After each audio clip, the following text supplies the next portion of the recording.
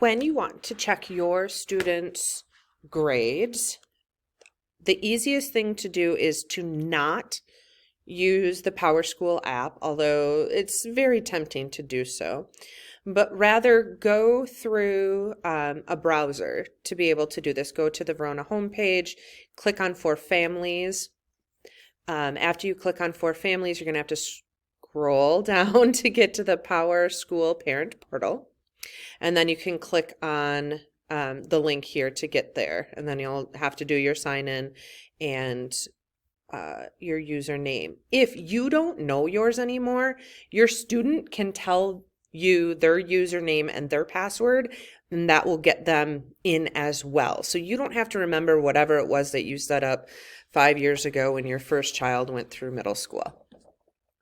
When you get there, you're going to see a screen that looks similar to this. You're going to have some stuff on the side, but you want to make sure that you're in the quick lookup if you're looking for grades.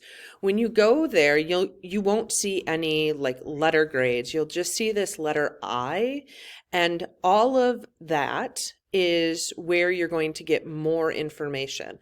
So you're going to click on the letter I, and when you click on the letter I, it'll come up, oh, here's the advisory class, it's with Mrs. Dingle, and here are the assignments that have been graded. So some of the assignments are formative, that's just kind of a check-in, yep, they did it, and then you've got the summatives, which I know you guys already know all this stuff. So this one you can see is just a check off, it says it's been collected. So the flags that you're going to want to look for, so there's not a score here because it was just a collected only, so there won't be a score here. Otherwise, the score will be out of 4. A 4 being exceeds mastery, 3 mastery, 2 near mastery, and a 1 beginning level. But you might also see things like late or missing or absent. So if you see the absent, that it's the expectation that they still do the assignment, but we're just kind of marking, yep, they were absent the day that it was assigned. And then you might see something like incomplete. So they turned it in. So on Canvas, it might show that they turned in something, but they didn't do it all. So a teacher might use this. You're going to see the excluded on everything, and that's just because of how we use standard-based grading rather than traditional-based grading. So then you can go back and you can click on another one.